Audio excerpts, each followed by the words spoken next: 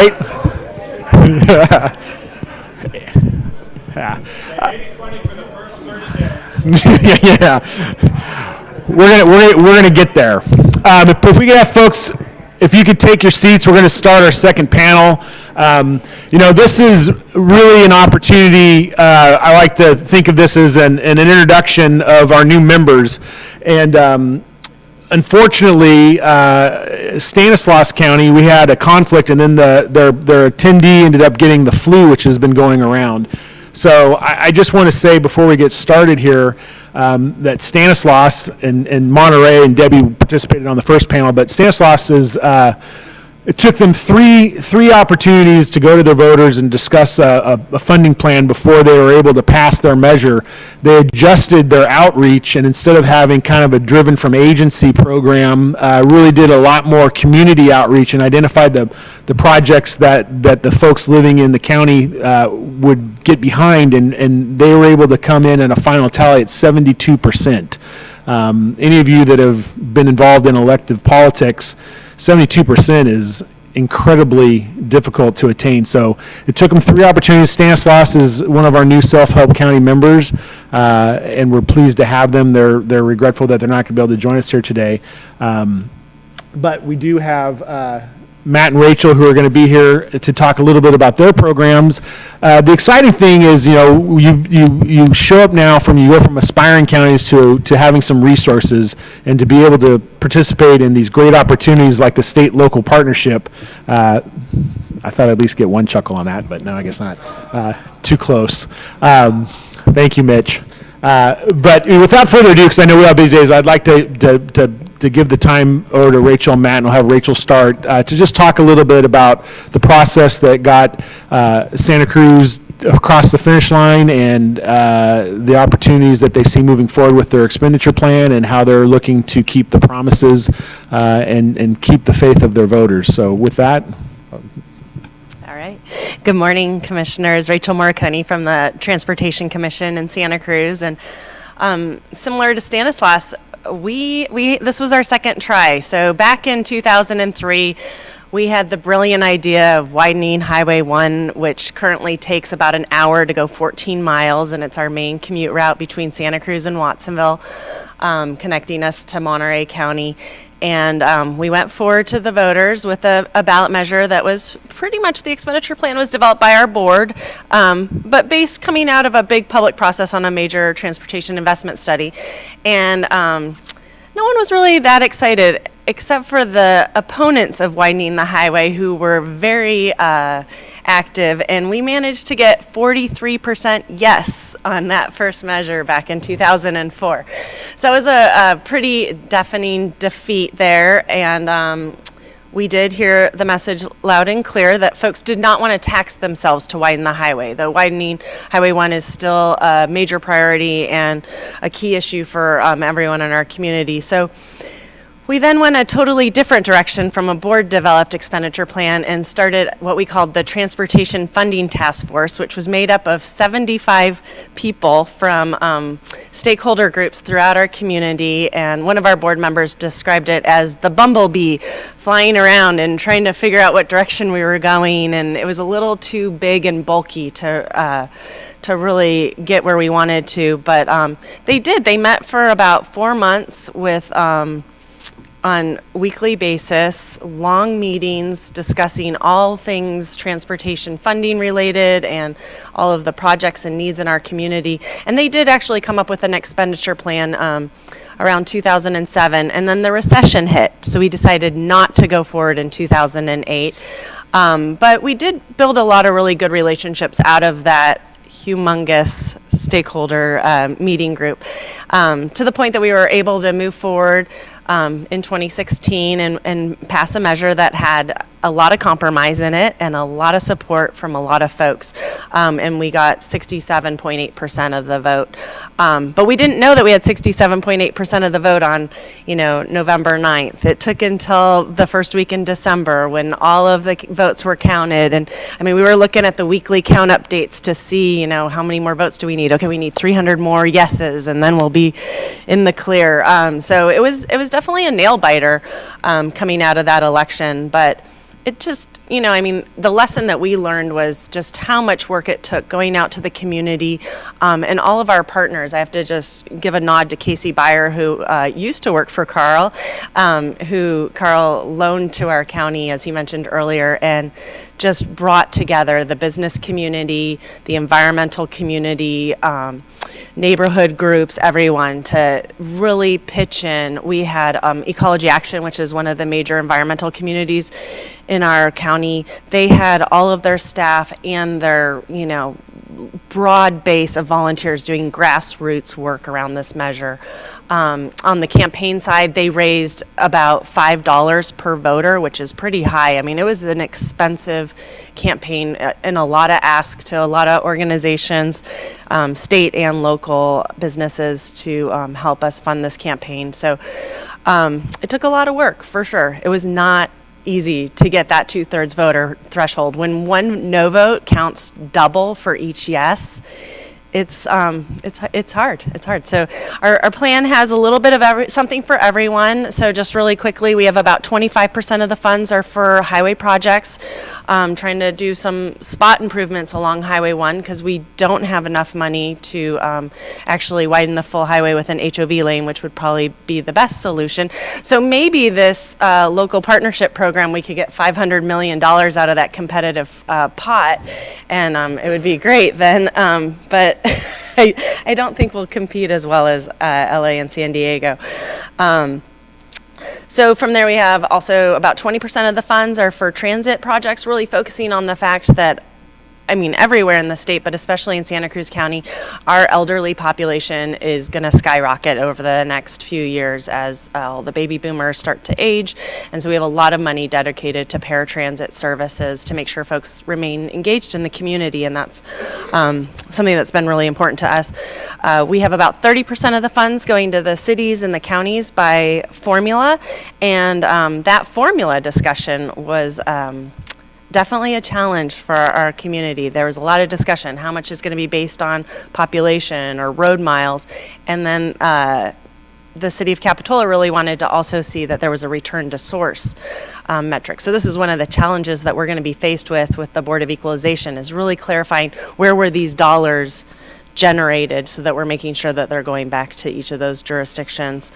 And then we have a tiny bit of funds in there to maintain our railroad right-of-way, which the commission helped us buy a couple of years ago from Union Pacific, which is just an outstanding resource that parallels that Highway 1 congested corridor.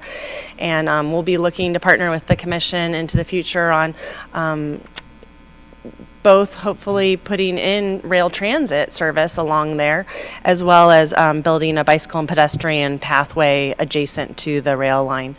And so then that's the final project in our measure, was a bicycle and pedestrian trail that follows the coast. This was a signature project of Congressman Farr to really provide that healthy alternative transportation resource. But it was also something that the business community latched onto. Santa Cruz County is gorgeous. I'm a little prejudiced, but folks come there and they like to ride their bikes there and walk along the coastline, and the rail corridor really provides us with that opportunity.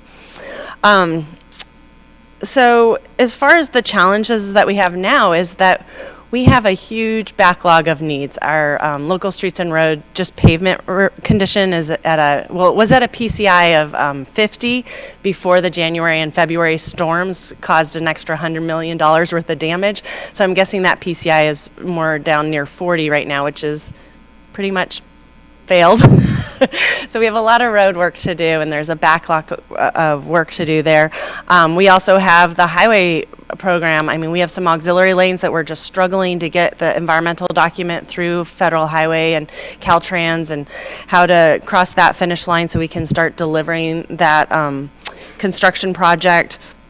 We also have challenges with financing, and our measure only generates about $19 million a year, which means that we're going to have to do some sort of loan program to implement some of these projects. And then the biggest challenge is that everyone wants their project right now. So, as soon as SB1 is going to be great, because we have so many projects that are ready to go, and if some of this partnership program funding was made available. We knew it was made available November 1st. We have projects that could go forward with it immediately. So we're going to have to balance expectations of the community, though. That's, one of our big challenges for sure, that everyone wants their project tomorrow. And as other folks had mentioned before, we also don't want to end up in a Contra Costa situation where they didn't pass their measure this time, and one of the biggest criticisms were, hey, we haven't even finished paying off all these projects that you delivered with your last measure. And so trying to figure out how to temper it so that we're not delivering everything in the first 10 years, even though the need is there. Our measure doesn't include projects that aren't going to be needed until 2040. I mean, everything is really needed today. So as much as we can do to expedite those projects, we're looking to partnering with Caltrans so we can get through the project initiation document process quicker, to partner with the Land Trust of Santa Cruz County, who provided a lot of money for the Highway 17 wildlife crossing that's also included in our measure, to try to figure out some innovative financing through that so we can deliver that safety project on Highway 17 as quickly as possible. So those are kind of some of the basics, and I'm sure Matt wants to talk about some of these things too, so I'll hand it over to Matt at this point and answer questions later. Okay, thank you, Rachel. Thank you, commissioners. I'm Matt Fell from Merced County Association of Governments, and my apologies, our interim director couldn't be here because today's our board meeting, and we're in the process of selecting a new executive director. I think they might be making that appointment today, so we're pretty excited about that. But we're way more excited that we're now a Measure County. We have tried, this was our fourth try. We created our authority in 1990. And in the 90s, we had some discussion, some pretty intense discussion, and then we had a setback with the Castle Air Force Base closing, and our economy was devastated, so the decision was not to pursue a measure then. We did make our first attempt in 2002, and I know that some of you remember that process, as well as in 2006. And we tried twice in 2006 and failed. All of those attempts were in the low 60s. And for whatever reason, we never tried in a presidential election year, various economic conditions and things like that. But this time we finally went ahead and went for it. We started this particular process in 2015 with a poll that said we had 71%, and we ended up with 71% approval. So that was whoever did, the firm that did that poll. They were right on the money. There was a general feeling that we might not make it. I wouldn't say that people were all that pessimistic, but there was a lot of uncertainty. So even though we had strong polling, there was actually some opposition. From amongst the electeds, and there was also a little bit of opposition from some other groups. But I think really the key to the success was the way it was developed. So as was mentioned by Rachel, we also had a group of stakeholders that came together and they tackled the tough issues immediately. And a couple of the issues that popped out, I think, are a little bit different for our county than some of the other counties. One of those was a geographic split. So there was an east-west split in our measure for regional projects. So San Joaquin River bisects Merced County, and our regional projects, we have some of that money goes to the east side to be decided by an east side committee, and some of it's for the west side. So I think solving that issue really helped, because then the folks on the different sides of the county who felt like money was going to the other side, they had a guarantee for money going to their side.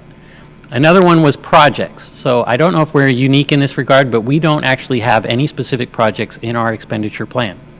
And one of the big reasons, I think, is because when the polling was done, all of those projects were asked about, and none of them received very good support from the voters, from the people who answered the poll. So if any of those projects were in the expenditure plan, the thought was that they might actually attract opposition. So I think the strategy was to not put them in the plan and not really talk about them too much. The campaign was kind of low key. Obviously it worked. Hats off to the people that worked on the campaign. A lot of social media, a lot of the modern approaches, not so much the traditional stuff. We had the signs, but I don't think we had too much of the other stuff. So that worked. You know, I don't know if there's lessons there, but it worked for us, so we're very pleased. Where's the money going to go? Half is local. So half of the money goes to the local jurisdictions, and 20% of their share has to be spent on alternative modes. So that was a big fight point as well. There were some who were very opposed to that, and some who were that's all they wanted. So we ended up settling on that.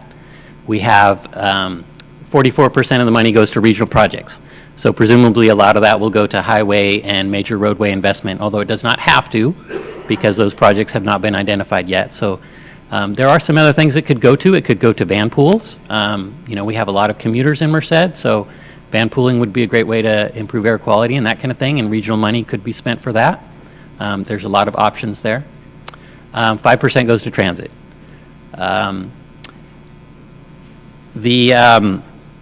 I guess going forward, next steps, we're just now getting the measure rolled out. We're getting our oversight committee together. We have to develop a strategic plan. So since we don't have specific projects, that's going to be a big undertaking for us, is hammering out exactly where to spend that money. And something that's been mentioned several times already today is going to be a big issue for us. People are already asking about their money. How can we get our money right now? We want it right now. And so I really appreciate that some of the things that were said earlier about, you know, paying debt service for the latter part. You know, we have 30 years. If we're paying debt service for the last 20 years of that, you know, what is that going to look like? So there's a value to having projects delivered early, but that may lock in and preclude some future decisions and flexibility. And so we're wrestling with those financial pros and cons, and that's something that we'll have to figure out in the next couple of years, what that strategic approach is going to be. And I think SB1 and the opportunities there are going to help inform that decision, because, you know, the measure was sold partly on leveraging, and we need to be mindful of that. You know, to keep that promise to the voters, we need to do our best to try and leverage as much as we can. And I think that's the main opportunity that we see, is the leveraging, and we have some opportunities in areas that we have not traditionally or invested in the past. One of those is rail. You may know about SB 132. I don't know if I should mention that or not. Merced's a big winner as far as that's concerned. We have $100 million for one of our major projects, Campus Parkway.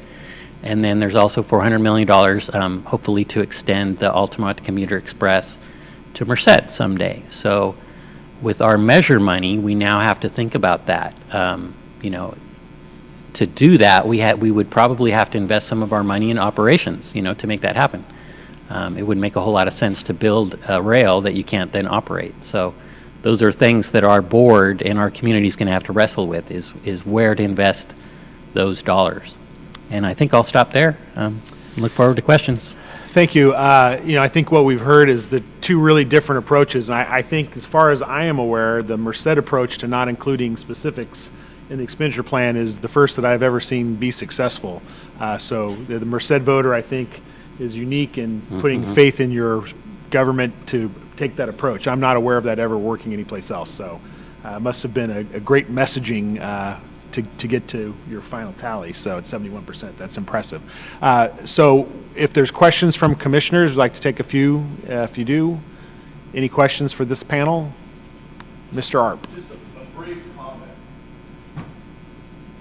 I think what this discussion has shown, and I learned it some years ago, was that you cannot, there is no cookie cutter formula that works for every county. Suzanne, I think, some years ago was one of the first to kind of break the mold in that and do a stealth campaign, and got that first money after we had failed 2 or 3 times before in Sonoma County. And then what you did in Merced is pretty unique, I got to say, because being able to show an expenditure plan to voters has always been a pretty standard. I mean, everybody looks at it and says, well, this is why they vote on these things at the county level. So, you know, that all goes to being in touch with your particular local community, your county, and having good political people who can tap into that and fashion a campaign that works for you, because it doesn't always work to have somebody come in from the outside and say, well, this is what we did somewhere else, and we learned that a long time ago. So that's important. The other thing that sort of caught my ear, Rachel, was that I just wanted to confirm, so your money, 35% of it is formula and 65% is competitive? On advice of counsel, she's not answering that question. I just had to say For that. for transparency, it is 50% formula. But I was looking at SB1, and you guys have $750 million that you have discretion over per year with the trade corridor and congested corridors and the local partnership program. So if you went with a 50-50 on that, I think that the regions in this room would be supportive of 50% of those 3 pots of money going out by formula. Okay. Oh, Thank you. I didn't hear crickets. Yeah. Any other questions from commissioners unrelated to SLP? We'll be happy to entertain. If not, we'd like to propose, and I've talked with Susan a little bit about this, but we'd like to move the next panel to follow immediately from this and exclude our lunch break and maybe try and get folks out of here early if that's okay with the commission. Does that work? I'm hearing Senator Kehoe say yes. So thank you to our panelists. And with that, I'd like to bring up Ann Mayer and the rest of our panel who's going to close out our day. But while they're coming up, I really want to just thank Susan and all of you for being here. I think that as we look at implementing SB1 and continuing to implement our measures, continuing to build upon our relationship and close working relationship with the commission is going to remain very important. We hope that this is the first of several opportunities, whether in a formal setting like this or more informally at Focus on the Future, which we're maybe contemplating doing something like this in a larger audience. But building on our relationship where we can have a partnership where 50-50 works for everyone, and I'm just kidding. But we're very thankful for your time. We know it's been 2 days of meetings, and we're very appreciative of all of you being here. And with that, I would like to pass the mic to Ms. Ann Mayer and our panel to get started without further ado. Okay, great. Thank you very much, Keith, for the introduction. Commissioners and CTC staff, thank you so much for the opportunity to have this discussion. And I think having the opportunity to have an informal discussion that doesn't have as much time pressure as a normal meeting is really beneficial. And I think really you can see this panel conversation as just a continuation of the conversations that you've been having all morning already.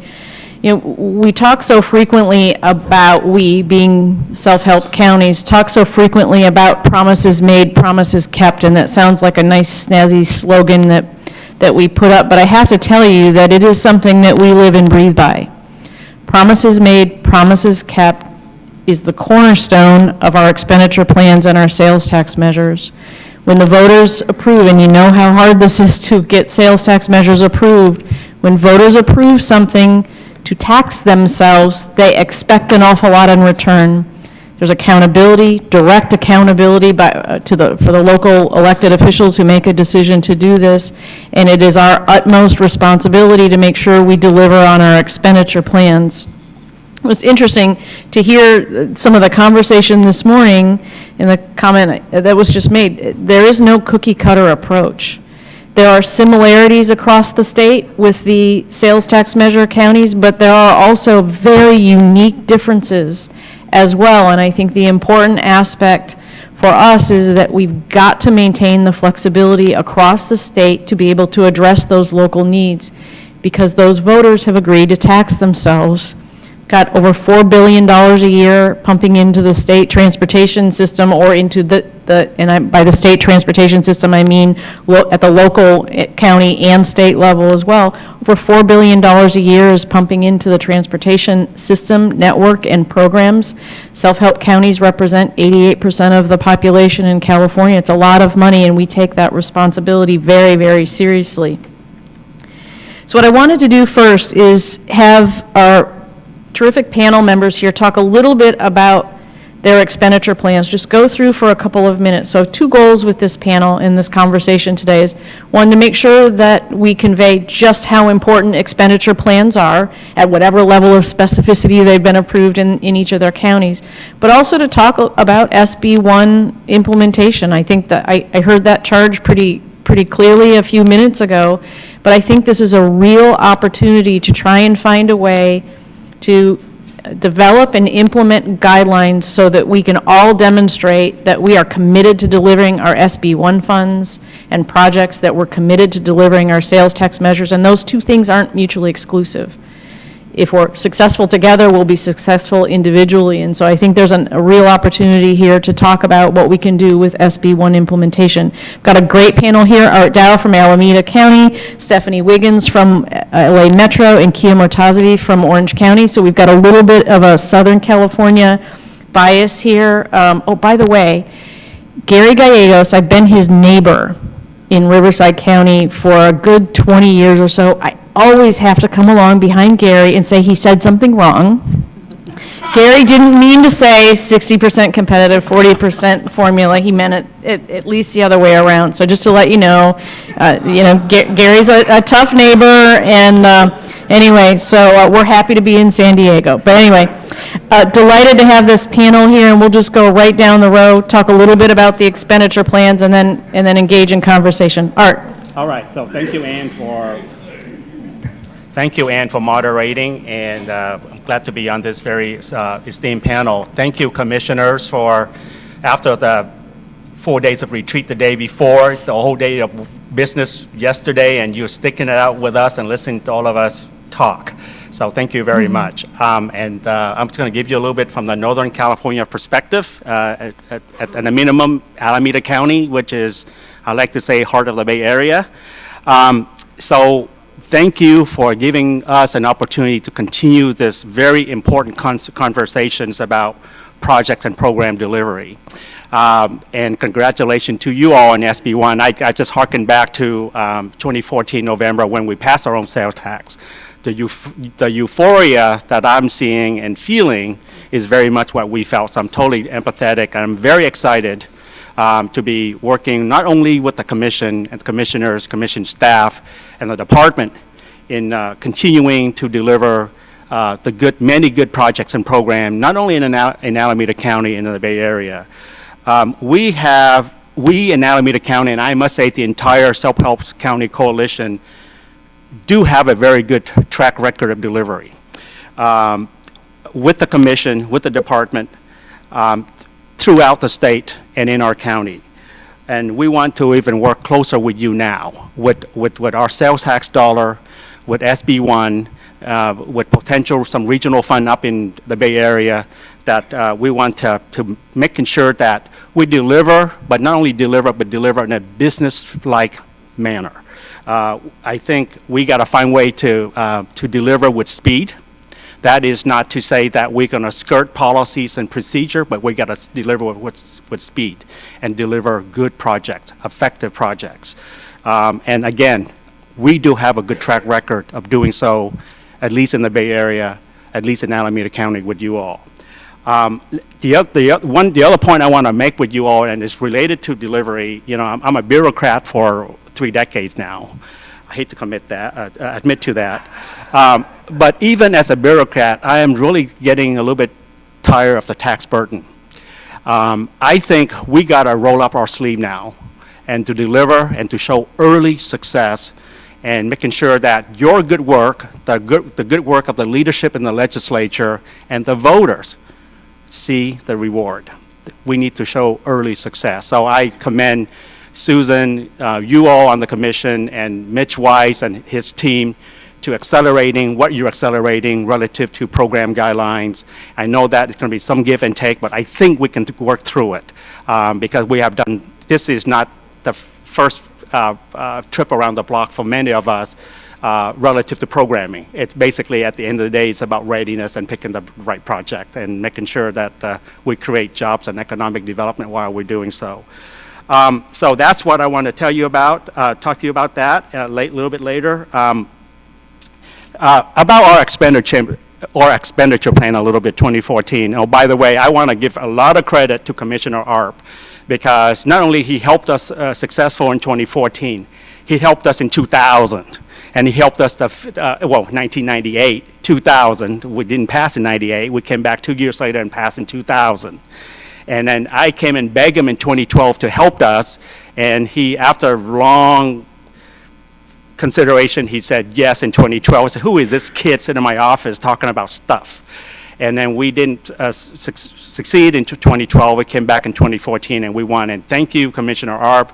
Thank you, Commissioner Alvarado in the Bay Area. You guys helped us a great deal. So I just want to make sure I want to make mention of that. Now, the 2014 expenditure plan. I'm very proud to tell you that your SB1 plan, the way it's laid out, is very much similar to ours. So I'll give you some specific. We have about 18% investment in transit. It's important in Alameda County. We have 6 major freeway corridor we all built out. So our strategy is get people out of cars into transit, get our bus move faster, get inner city rail more efficient, more expressed, get BART out to certain corner of our county. So we got 18%. This is 1 penny, by the way, 1 penny into 2045, about $8 billion roughly. Depends on what the economy is going to tell us down the road. But about $8 billion, 18% go to mass transit. 20% go back to paving, local street and road paving. And I think with the boost of SB1, I think it's going to help us at least keep up to PCI 70 if better. I'm going to demand that for my local jurisdiction, and I will help you all to bring accountability. We do have a mechanism in place. We can talk about that too. We do have about 10% carve out for major multimodal major corridor that could be highways, could be non-highways. It's very much in line with SB1. I said earlier, we do have a little bit of money for highways, but mostly we have about 10% for what I call interchange modernization. That's a code word for interchange reconstruction, because a lot of our interchanges are built in the Eisenhower era on major corridor, on the Nimitz, 580, 238, 680, and so on. We do have a carve out for freight. I know that the Commissioner Inman would like that. We were one of the first ones to actually have a carve-out bucket for freight, and because we believe that with the Port of Oakland being the 5th largest port in the United States, it's shameful we don't start investing in the Port of Oakland. We will never become LA Long Beach, but we got to get them there. And we do have a carve-out for technology, believe it or not, because when we put the expenditure plan together in 2011, the first one, Apple, the iPhone was only 3-year-old, and we knew that it's going to be a game changer down the road. So we actually have a $100 million carve out just to deal with the uncertainty in technology and the disruptive that Gary talked about, just to make sure that we can accommodate those changes. I would be remiss to not to mention that we have 8% for bicycles and pedestrian, almost same amount as for highway interchange modernization. And then on top of that, we require complete street on the local street paving. So the bike advocates really like us up in Oakland and Alameda County. And then knowing that the RDA disappeared in 2010, 2011, 2012 timeframe, we put in a bucket of funding, major bucket we call a community development program, so that allow us as an agency to come in to build a horizontal infrastructure to entice private partners to come in to build a vertical, especially around transit and in our urban core area. So that's really take you a block around our expenditure plan. Again, at the point I want to make here, there are many similarity on how our expenditure plan laid out versus SB1. The plug that I want to do is we're ready and stand by to partner with you, because I think our fund program do match up very nicely. In terms of challenges, we can talk more about that under Q&A. We've got to refine our project development process. We've been doing this for 25, 30 years with the department. We're not new anymore. We kind of know quality is important to the department. Quality is one. None of us sitting up here and saying that we're going to cut corner on anything.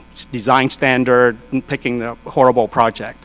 We know how to do this, but I think we could refine our project development process for speed. Workforce development is something that we don't often talk about Gary alluded to it this morning. SB1's coming. Do we have the quality and the quantity of people, engineers and planners to help us deliver with speed? I think that's a conversation we got to have. And we got to continue to create partnership. I think real partnership, trust, understanding, and communication. And one last thing, a pet peeve of mine is public outreach. We do a lot of groundbreaking and ribbon cutting. It's a little bit in a corner. I like to see big signs coming up that say, voters, taxpayers, money at work. We gotta go beyond the Caltrans standard federal highway signs, which we don't allow to put anything else on it, except it's very prescriptive in a standard plan. We gotta let the taxpayer know this is their money at work, and we gotta do it very early. So I just wanna make sure, I'll stop there. I don't wanna take all the time from the other panelists, but I think that's some of the things that we gotta have a conversation with you all on down the road.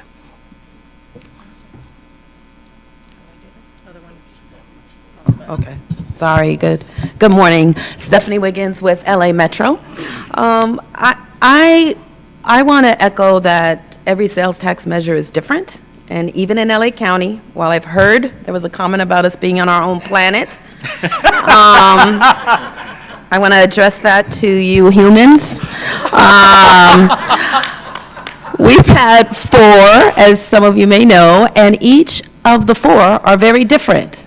They are tailored and customized to the time, the needs, and our recently passed sales tax measure, Measure M, that was passed in November, is also of that vein. It's unique from any other of our sales tax measures.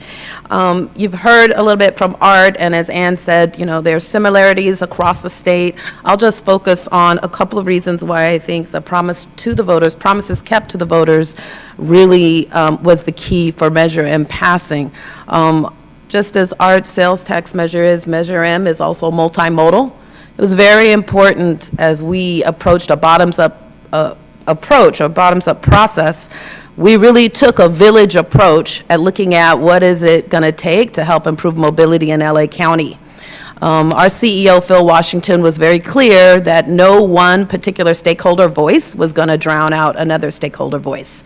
So you see a package of improvements that addresses a number of different issues. One of the key reasons, I think there were 3 key reasons the measure passed, even though it was the 4th one that has passed in LA County. And I should note, we have failed before. We failed most recently in 2012 when we went to the voters. So our batting average is good, but it's not perfect. And I think that goes back to not understanding what the voters want in terms of addressing their mobility needs. But 3 key reasons I would cite, and again, you've heard a little bit of it already today. We had a track record of accountability that we can point to. We had a package that reflected a social responsibility, quality of life elements. And then we did have the message about being able to leverage the local sales tax dollars to attract state and federal dollars. So a little bit about each of those 3. On the track record and accountability, it started with being able to show the voters that we've delivered projects on time and on budget. The accountability, showing that we were good stewards of the public's money. We have independent taxpayer oversight committees for each of the sales tax measures, not to mention annual audits. And we talked about, for the first time, what was unique for our measure was a carve-out for the state of good repair, the importance of maintenance, the importance of actually being able to maintain what we've built for future generations.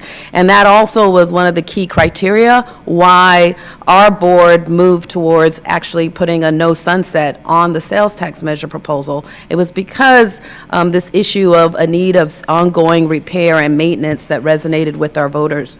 The potential voting public. The second reason we came with a no sunset principally was also the desire for our electorate to see projects in the ground sooner than later. They wanted projects built within their lifetime.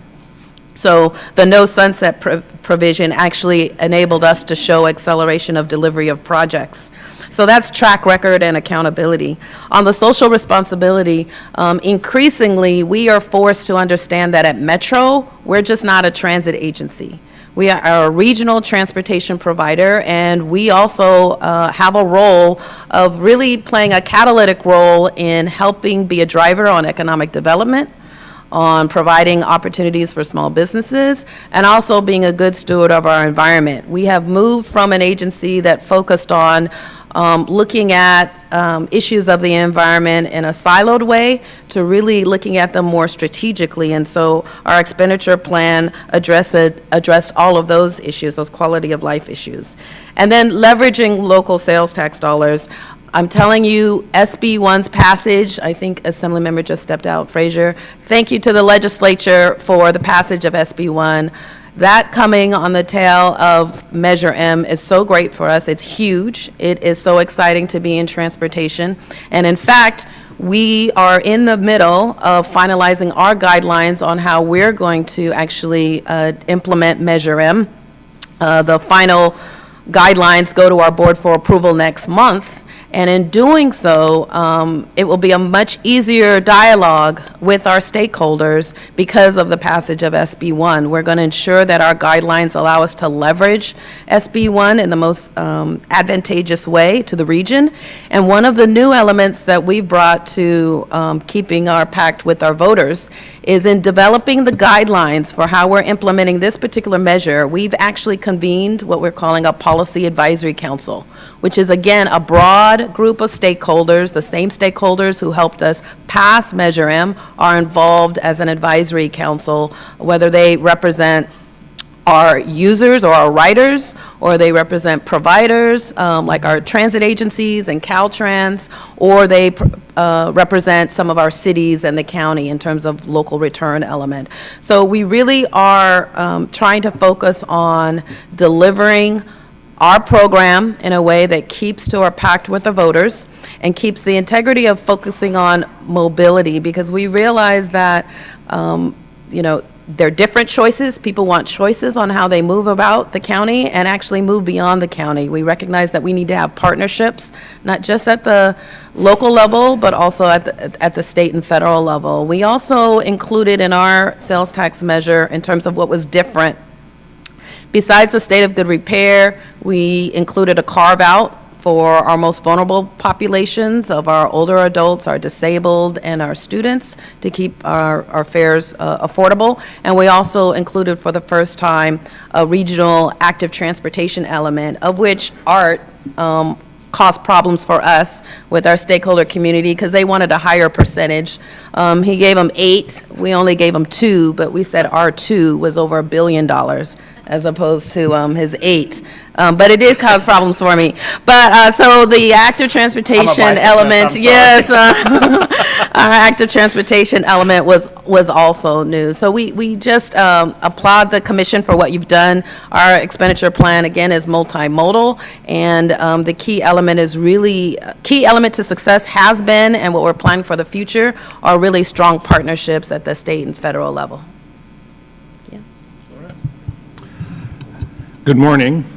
So I'm batting cleanup here. So I just want to pick up on something that Ann said in terms of promises made and promises kept. And we look at a different way to look at it is that a blessing ignored becomes a curse. We are fortunate to have the ability to go to the voters to have a sales tax passed. But if we're not able to deliver on those, that reflects poorly on our agency as well as maybe some of the other agencies statewide. So that's why looking at basically the opportunity to deliver on the promises, it's really important in Orange County. Now, with having said that, because of the design of the sales tax programs, because you need to, for it to be comprehensive, you need to take the long view. You want to have a package of projects that deals with the needs of the voting public today, whether it's congestion relief projects, et cetera, but you also need to kind of think about it the future, because you're going to have to pay for this over the long term, and the policies and concerns, other concerns are going to show up. And so how are you going to address those over the long term? So that is kind of one of the considerations that went into the design of our program. So our measure is generally devised as 50% capacity and 50% non-capacity. And I basically want to highlight that a little bit today. In terms of the non-capacity, 25% is going towards transit. Another 18% is going to local agencies for taking care of streets and roads, kind of fix it first, life cycle costs. And additional percentages are going for water quality programs, and additional percentages going to signal synchronization to make better use of the existing facilities as opposed to adding capacity. And then lastly, open space. That was a big deal. The open space, including that, got us basically support of more than 30 environmental organizations behind our sales tax. So, but it was, I guess what I want to emphasize, that it was a package deal. It was a suite of projects. It had congestion relief for some. It had transit for others. It had environmental aspects for others. It had taken care of streets and roads for local agencies. So that is kind of important. And you know, sometimes when we deal with the state, unfortunately, they only see it from the lens of the highway and the capacity projects. And what's lost is that all these other things that are in the plan that we're delivering, and in fact we have successfully delivered, are not are beyond them. They do not see that, and so we're also held to an additional standard that now you also have to provide some of those features, environmental considerations, et cetera, at the project level as well. So that's the one thing that we're working with our district to kind of make sure that at least you see the forest. And that's what I wanted to kind of get across today, that it is a package, a suite of projects that we put out there. To that point, for example, on our signal synchronization, we've already, 6 years into the program, we're synchronizing 2,000 signals across the county. It's about a 400-mile grid in the heart of the county, and it's probably one of the most cost-effective, best, basically the one that I get a lot of kind of good remarks on, that's good. Everybody sees that. Everybody sees the payoff, and everybody gets that. Our environmental mitigation program, we already have acquired 1,300 acres, restored another 400 acres. We have now secured an implementing agreement with the resource agencies that allow us to deliver the projects that are in the queue that we're yet to deliver. But we already have that. And that was part of the deal. We do the environmental mitigation early, but at the same time, we get the assurance that we'll have our permits early as well. And we already have our permits. So that's some of the things that I want to kind of point out. Again, delivering on the promise is really important. The first time we went to the sales tax before the voters, it took us 3 times, and that was under the 50% threshold. And because there was no understanding of who are these guys, and we were just a bunch of the alphabet soup, Caltrans, CTC, OCTA, et cetera, you name it. But eventually we were able to kind of connect, and we got it. Now the second time, we passed, we were re-upped, so to speak, in the first turn, on the first try, and with the 2/3 supermajority. So basically, delivering on the promises is critical, and that's what got us. I mean, somebody asked us, have you delivered on the promise when we were re-upping our measure? And we said, all you have to do is you have to go out there and look for yourself. You really didn't need an audit or anything like that. Everybody knew the interchanges were done, the pavement was in good condition, and the freeways were basically in good shape. So with that, I want to wrap it up and turn it back to Ann. So thank you all very much. Commissioners, before we get into a conversation regarding SB1 implementation and some of your questions, I wanted to pose a very quick question to the panel members because I think it will set some of the context for the discussion we're about to have. We all have sales tax measures. Now, LA, is it just, you have 2 of them that are evergreen, Stephanie? All 4 are evergreen. Okay, so this question isn't for Stephanie, but first thought is, the others of us on here have a sunset. RCTC's Measure A sunsets in 2039, so that's still 22 years away. Art, real quick, when is your It's sun? 2045. So about 30 2045? years. 2041 for Orange County. Okay, so our sales tax measures that we made very significant commitments to our voters don't sunset for a long time. We've made a long-term commitment here, and it's very difficult to pivot off of commitments that have been made to the voters. Over the past handful of years, it's fair to say that a natural tension has been building between our collective policy goals. I mean, across the state of California, we're concerned about climate change, greenhouse gas reduction. Laws have been put into place. We're doing more planning at the local and regional level with our regional transportation plans, and we've got targets that we're reaching. There's a lot of work going on at the local level to develop livable communities, walkability programs, reducing the number of miles that folks are traveling. So there's a lot of work being done across the state. So here we have all of these policy changes, thought processes changing, yet at the same time, we are locked into sales tax measures that have decades to go. There's been lots of conversation about, well, we need to change the types of projects included in the STIP, or we need to change the types of project eligible for fill in the blank of whatever funding source it might be. It leaves the self-help counties in a position of all of the money we thought we were going to be able to leverage or to compete for or have whichever way it might come to us, we now find ourselves in a situation where these commitments that we've made may not have matching sources of funds. So before we get into the SB1 conversation, and very, very quickly, could any of you comment on your ability with your local sales tax measure to pivot or shift priorities within your sales tax measure? So I'll take the first cut at it. We do have some flexibility built in because we know that we're going to be coming into a shifting environment over time, but not a whole lot of, we have named capital project that we can't move from unless we have a major amendment, going to a major amendment process. The way we do break out our expenditure plan in terms of freeways, we do it by corridor. And so that gives us some flexibility over time, what we want to do in terms of what component in each corridor we want to move forward with, but not a whole lot of wiggling room. So I think it's important for us to recognize that once we're locked in, we're locked in. And so voters can expect, for instance, 680 corridor, I-680 corridor in my county, voters can expect certain things going to be done, major things are going to be done in that corridor. And so we have to kind of work toward for each corridor, what is the marquee project for that corridor? What is the biggest problem that we're trying to solve in each of the corridor?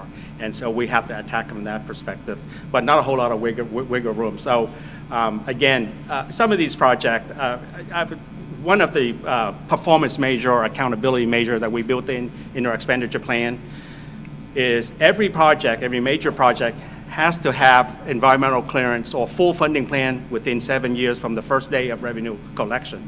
That is a very high bar. If you know the environmental process, it could take anywhere between 6 months to forever if you get if you get into a litigation. But my research showed me is between 1 to 7, 8 years normally. You guys don't want to hear that, but that's reality. So that is a long time to deliver a project, and we want certainty.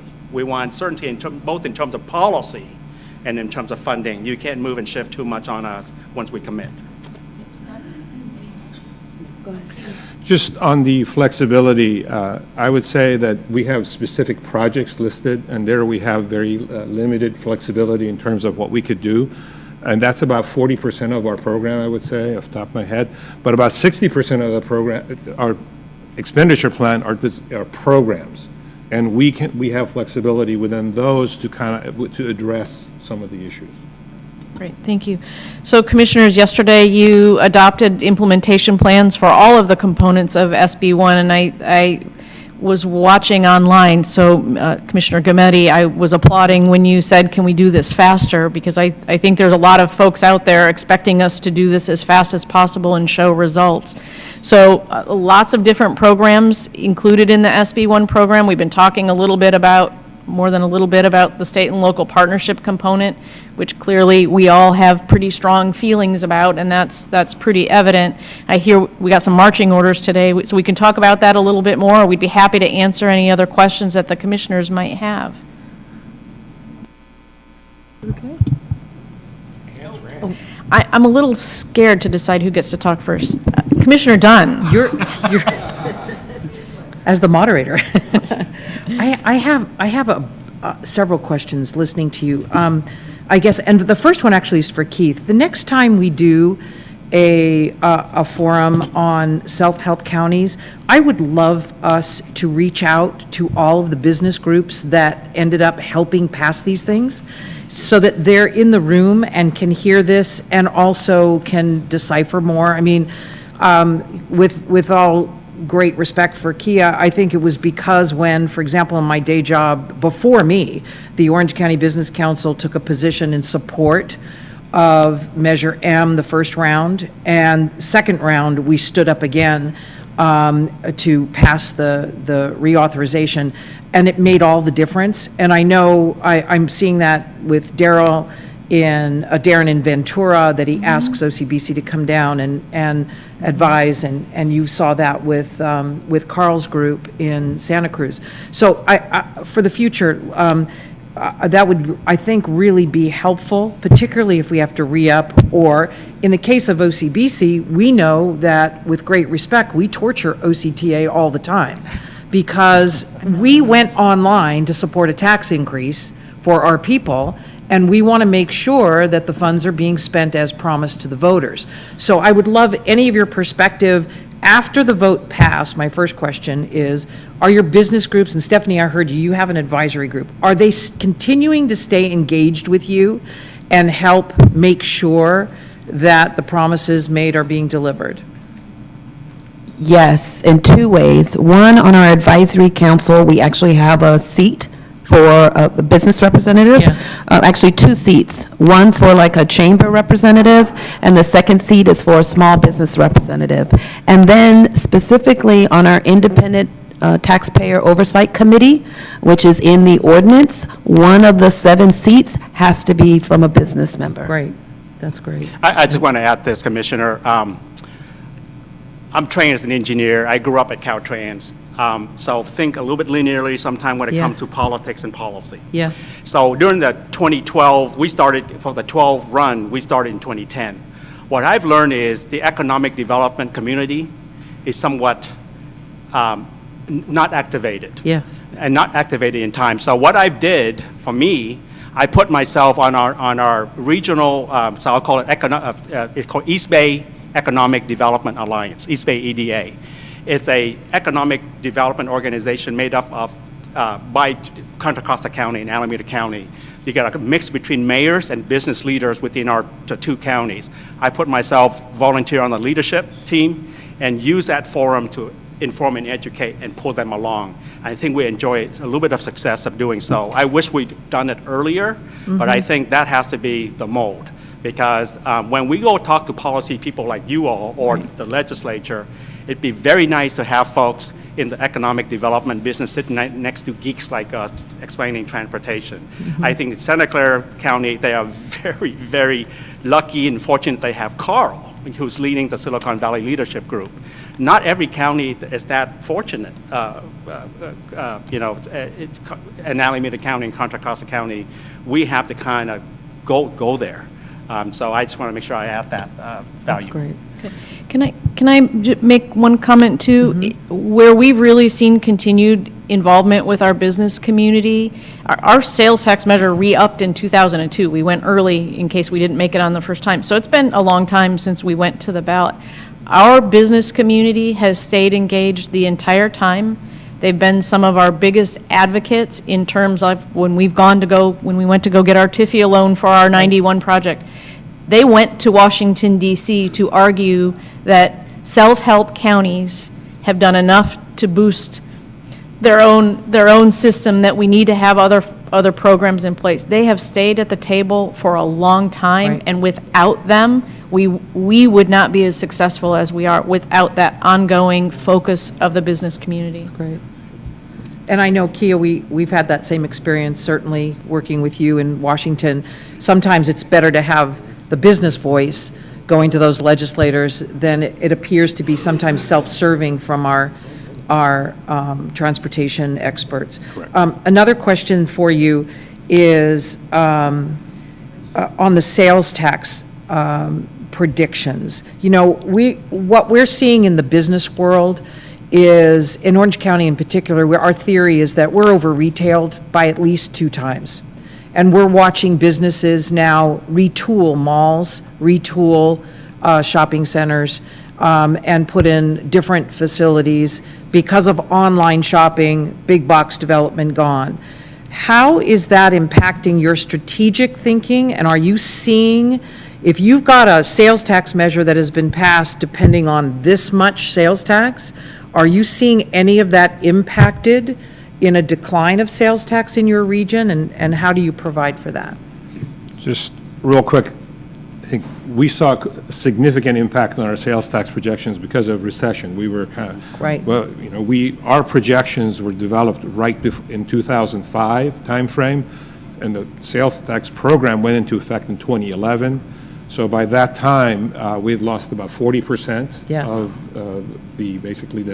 our forecasts. So we're basically making up that through efficient delivery, as well as taking advantage of the competitive market, which was happening right after the recession, and hopefully things like SB1 will be basically helpful there. But in terms of the So forecast. Kia, you're saying you need SB1 to deliver on the voters' Yes. promises made, promises kept. Correct. It isn't just going to be based on sales tax anymore. Yes. Right. Correct. Yeah. That I think has that's a changed. really important point that can't be stressed enough. And just to kind of your point about what's on sales tax, what's affecting the sales tax program, the measure takes sales tax, because it is a point of sale, it's a point of use type of a sales tax.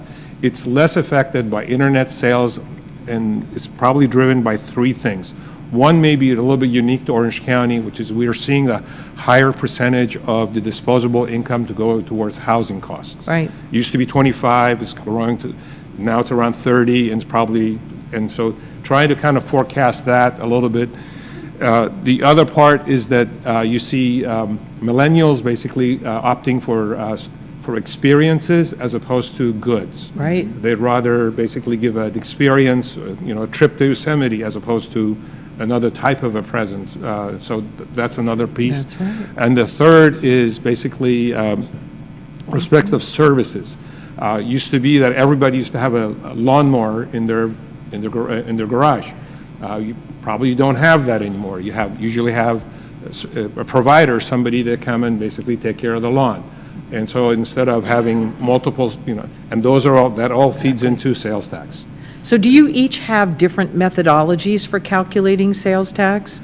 Do you share methodologies? Is there a consistent way to do this? So for us, we actually use economists, financial folks, and Yes. we do our best. We're never going to be accurate because if we did, we wouldn't be in this business. We'll be doing something else. Right. But so 2 things. We got to use the best data that we got from economists and financial advisors, and lay on top of our demand over time. In 2000, after we passed, the recession hit, and we see 33% tank. So internal policy is important. So for the programs people, it's key, they will see immediate haircut. For the project with a specific amount of money is committed, they stay safe. Now, on the reverse, when the economy is really hot, the project will see the committed amount, the program people see more money. So that has to be internal policy developed to deal with that. Thirdly, is conservative. I'm naturally conservative, so when Yes. we do, after you hear all these data, hear all these advice and all these good people, expert, we will layer on internally with our board a level of conservatism just in case. And so I think this depends on how fiscally conservative you are in the individual jurisdiction. I think that's another thing that you got to think about. In addition to having regular economic projections by the experts, we also have a firm that monitors our sales tax receipts on a regular basis. So we receive a quarterly report on our sales tax receipts. They identify trends. We know which markets are generating increases or decrease in sales tax revenue. They also monitor receipts at the Board of Equalization so that if we see that the wrong county got, if my friend Ray Wolf gets sales tax receipts that it should have been in Riverside County, we can go ask for that to come back. So We see tracking, monitoring, and projecting our sales tax revenues as one of our highest priorities because it is the foundation of everything we do. Right. We have to make sure that we're conservative, yet at the same time, we have to be able to predict what we might be looking at 5 years from now when a project's going out on the street. So, obviously, the recession, that was a game changer, but right now, where would you put your accuracy at sales tax prediction? Thank you for laughing, Art, because I really am fascinated by this. I really think this is tough. So at this point, by the way, we do bring the revenue projection to our board every quarter. Yes. As well. So where we are today is we are enjoying higher revenue than projected when we first went out to the voters. Okay. Then that just, it's just the way it is right now, but who knows what's happened. Everybody, Beacon Economics telling us that late 2017, you're going to begin to see a dip nationally, but statewide, we may be okay. We don't know what's going to happen in the Bay Area. Got it. We're down already for Measure M. Yeah. The forecast was generated a couple years ago. We forecast $860 million a year, and we updated our board a couple of months ago. Based on Beacon and UCLA, we're projecting maybe $820 million. Thank you, Stephanie. How's your accuracy, Ann? We're pretty close. We are now within a couple of % of where we projected to be, but we've been very conservative. What's also interesting, several years ago, we got back to our 2006 numbers. That's right. So the recession hit us very hard. Right. We thought it would take us a lot longer to climb out of that hole, but we've recovered relatively quickly, and we are exceeding our projections from 5 years ago. But we're pretty close. But we're also very conservative. We do not overestimate. That's Okay. one of the worst things that we could do to ourselves. I know, Kia, I know your answer, so I'm good there. I'm sorry to ask these questions, but the other one I'm fascinated by, in Orange County, we have 34 cities, and many of our cities have received the cash call from CalPERS to fund the unfunded pension liabilities from city decisions that were made 20 years ago. No surprise. And now they're all starting to raise their sales taxes. So we had 4 ballot measures, and we're seeing that probably increase because notwithstanding even the business community's opposition, because we wanted to save our sales tax for transportation, notwithstanding our opposition to those, every one of them passed, and in fact, even a repeal failed of one city's sales tax. Are any of you seeing that and calculating that opportunity or constraint as part of your projections? I would say we're not calculating it as part of our projections. We have 28 cities in Riverside County, and I would say easily a third of them now have passed their own general sales tax measure in the past 2 years, probably. We're not necessarily calculating that into our projections, but what we are seeing is that it is going to lend to sales tax fatigue. Yes. And that. Which is why Stephanie looks like a genius with evergreen measures, right? Right. And, Yeah. and for us, what it could mean is if we ever wanted to do a supplemental sales tax measure to fund some of the other categories we didn't do in the last measure, grade separations, active transportation, take your pick, whatever it might be, there will be voter fatigue. Right.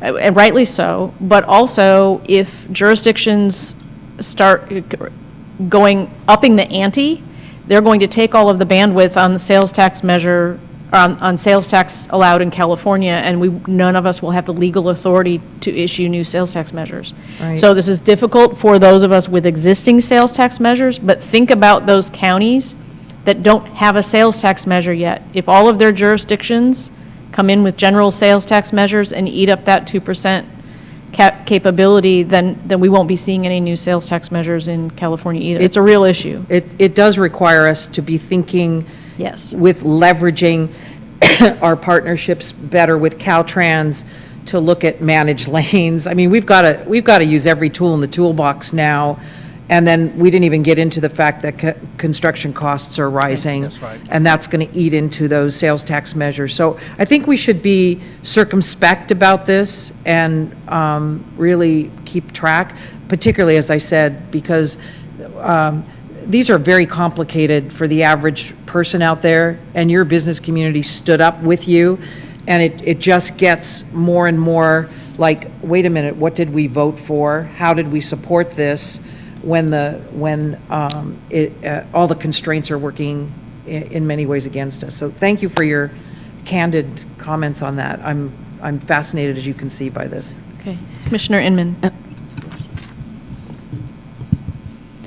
Try to get this close enough. So Art mentioned that his was probably the only sales tax measure that had a freight call out. And I find that fascinating, given that 1/3 of the jobs in our state relate. Partially, I think it's attributed to the fact that most of our freight runs on multimodal corridors, and so we have trade corridors, we just aren't, they're not exclusive. So how do we elevate on the self-help? I know last Focus on the Future, we had a freight panel, but clearly I think within all of this, it's been a little light. If we look at, we have, in 1B, we had TCIF, and we have corridor money in SB1. So how do we encourage more discussion, perhaps looking for future initiatives to try to call some projects out? So I'll just start on that, Commissioner Inman.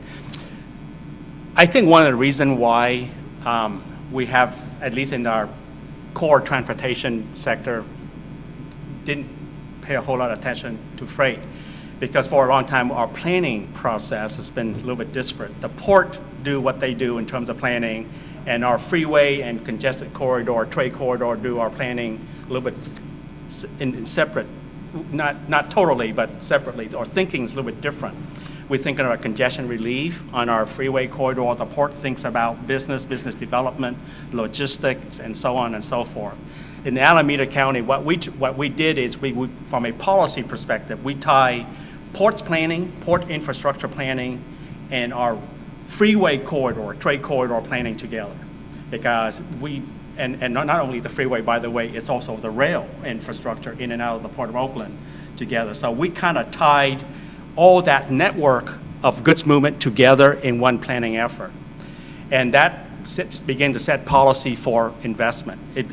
Once people see what's happening at the port, you talk about the jobs and the economic development and the global competitiveness, and that could have a huge impact on the congestion on the freeway. That affects commuters, everybody else. Oh, by the way, if you have untapped capacity on your UP-owned rail network, could we do some planning there to move and shift movements around to make it work, not only for the freeway corridor, which we're interested in, congestion relief, works for the business side, UP, the private sector, work for the port. They get the businesses, they get the revenues, and they get the global competitiveness. So I think that we got to start thinking about goods movement more holistically, and for those jurisdictions that have major ports, got to bring the port in and either lead them or work side by side with them. At least that's what we did. Well, I see it a little bit differently. I think there are regulatory challenges that prevent the freight private partners from really being partners with us with funding, whether it is their restrictions that their funds can only be reinvested on their facility, and they're not interested in providing a partnership and funding freeway improvements. That's one issue. I think also it's very challenging to work with our freight partners on our projects. And the third issue without media is freight doesn't vote. So, you know, in terms of expenditure plans and getting buy-in, it's been very challenging working with the railroads, working with the trucking industry. And if we could somehow incentivize them. I know SCAG has had initiatives in the past to try to bring them to the table. And my experience with at least the freight railroads, they have said the public agency process is too crazy for them. You know, it's very bureaucratic. It's not a one-stop kind of shop, and I think we need to work on those types of issues. So just real quick, I think freight planning is becoming more and more of a kind of into the foreground. It's always been in the background. Very little control of what was happening on the ports. In fact, we didn't really recognize it soon enough. But in the design of our measure, whether we were good or we were lucky, we have a truck climbing lane included, so which is important. And we were addressing, I guess, freight issues indirectly because of the implication of freight and congestion, related congestion, basically on arterials, et cetera. So on a freeway truck climbing lane, as well as we have a series of 7 grade crossings that spans the BNSF corridor. And on one way, on the freight side, it allows them to expand capacity without, so that's good for them. And on our side, it basically cuts the interference with basically local traffic, which adds up to almost 150,000 cars a day going across those grade separations. One other thing I'd like to loop back to a comment I made previously is that our sales tax measures reflect the moment in time they were developed. So for example, in Riverside County, our sales tax measure was developed probably around 2000. At the time, we were one of the first to go through the re-up process, or one of the many going through the re-up process at the time. But at that moment in time, for us, streamlining the environmental process was one of the biggest criteria. Accommodating future development was one of the most important things we were dealing with. So we have in our sales tax measure funding for one of the largest multi-species habitat conservation plans in the country linked to transportation. We now have terrific mitigation. We're putting lots of land in preservation. That was an awesome thing to do. It was the priority at the time. We also implemented a developer fee. Great things to do. At that point in time, freight was not smacking us right upside the head. You think about that point in time in Southern California, the freight railroad traffic was down. They thought they were going to be moving out. Port traffic was down. Now fast forward to now, and freight is one of the biggest challenges we have. We don't have identified funding, which is why we've been fighting so hard at the national and state level to put the money where the freight is moving. If we got to do another sales tax measure, you bet there would be freight components in it. Grade separations for mitigation, additional rail capacity because we're running commuter rail on freight rail. So I just wanted to link back to that previous point. Sales tax measures can't shift on a dime. And once we approve a sales tax measure expenditure plan, it can be really hard to add in, I mean, impossible unless you run another sales tax measure, to add in another component. And that's where I think we are in Southern California with freight, seriously underinvested. Okay. Any other questions? Chair Alvarado. And I agree, and I think that's the next challenge at the state level, is freight has to become an issue on its own. I mean, because everything that, like Art was saying, when your cargo and your container levels go up, that impacts 880. That's right. I mean, we actually have no downtime on 880 because when the people get to work, then the trucks are moving back and forth, and it just I think at the commission level and at the legislative level, freight has to rise to the level of its own issue, if you will. Not an issue, but a challenge. Opportunity. There you go. Right. We have an opportunity here, but it's and it's one of those things that we all talked about, when we were dealing with the freight corridors on the last bond measure. A lot of the freight stays in California, but a lot of freight just passes through. And so we've got to get that congressman in Chicago to understand that if we can't get those goods and services to Chicago, then his constituency or her constituency is going to suffer. And that's the challenge, that we all face. Right, right. Go ahead. Okay. So I think we were given the task of deciding before we get out of the room on state and local partnership. I thought that's what I heard. If that's not the case, but I think it's important that. Well, okay, this is what we're going to do. Okay, We're going to let you think about it for a day or so, and then get together with staff. okay. And then I think I'm going to Toronto next Friday. So it would be a happy week for me in Toronto if you guys have a deal by then. Okay, it's all right. I wanted to make sure we weren't leaving the room without following instructions. We can do that. And in closing, I would just like to say on behalf of the panel that we very much appreciate the opportunity to have this kind of dialogue in an informal setting.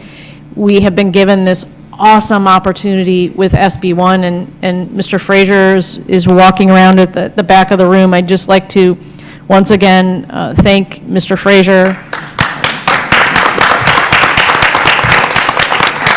Senator Bell and the governor and Secretary Kelly, as well as all of the CTC commissioners. This was a really heavy lift, and you have very eager partners here, ready, willing, and able with money in our pocket to try and make sure we get these projects out on the street. So thank you very much. Chairman Alvarado, do you have any closing comments that you'd like to make? I would like to thank the self-help counties again. I mean, I said it a little bit earlier, but I think that this was such a good program today, and it only took us less than 5 hours to get through this thing. We probably learn more in these 5 hours than we do in 3 or 4, 5 commission meetings. I think that the banter back, and I mean, just think about it. Right now we're fooling around with the percentage. We're being fairly lighthearted with it, even though we know it's a very serious issue. I can't imagine doing that at a commission meeting. So this allows us to kind of poke a little fun at each other, take a little bit of the pressure off, and come to a very meaningful discussion and decision. I also think that with, on the heels of the passage of SB1, that we should set aside a day or maybe even 2 days between now and the implementation of the guidelines. Just tack it before or after a commission meeting between now and the adoption of the guidelines to just have this very casual discussion about where we're at in the process. How are we going to implement this thing? What are the challenges that we're facing, both at the commission level and at the local level? This, to me, is a very, very worthwhile expenditure of your time. So again, I want to thank you and everybody in the room. Art's my guy, so you did a great job. But we're all facing those challenges as we get on our airplanes and cars and go back home. But it just gives us a little bit of time away from the pressure of the commission meeting to just think about things. And even though we talk, outside of the meetings, it's forums like this where real work gets done. Yeah. I'm not going to compare it to a cocktail party, but that may be an option too. Yeah, I mean, alcohol and transportation, what could go wrong? Yeah, right, yeah. So, yeah, but again, thank you very much for the opportunity to be here today. And again, I think I can speak for the whole commission that it was well worth the time spent. Thank you. Well, thank you, Mr. Chair. And for the coalition, I just want to tell you, your staff in putting this together is exceptional. I work with a lot of state agencies and commissions, and there's none better than at the CTC. So you're really fortunate to have such great staff. Sorry.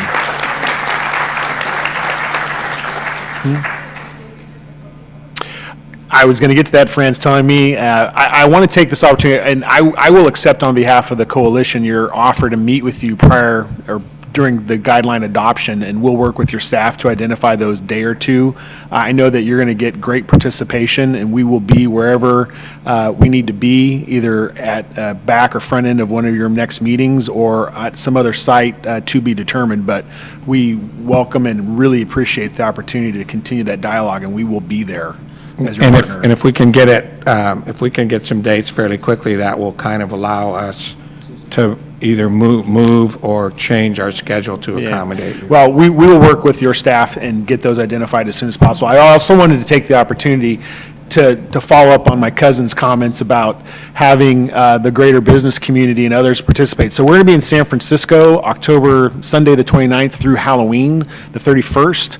I would like to invite each and every one of you, and I think that we're talking about having a panel like this where we have even more of our executive directors and you talking in a dialogue in front of a maybe larger audience, and we can determine what that talk may be. We always have a CTC update, but I think we're looking at really trying to bring you into even more discussions. I'd also like to work with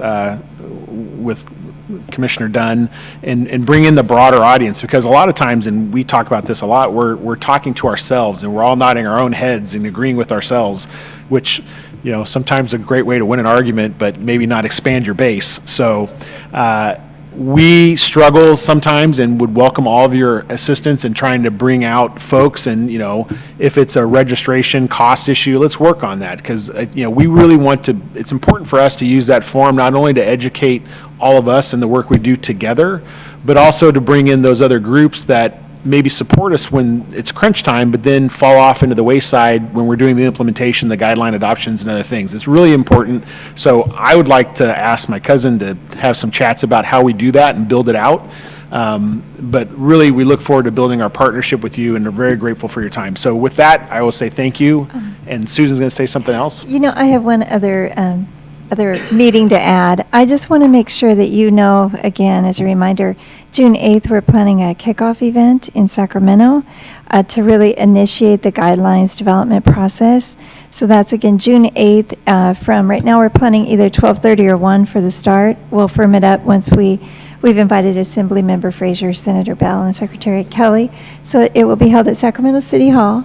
And day 2 on June 9th is actually where we're going to start with the individual workshops in developing guidelines. So it's really a 2-day event. But we just hope that you will be there and participate. Thank you.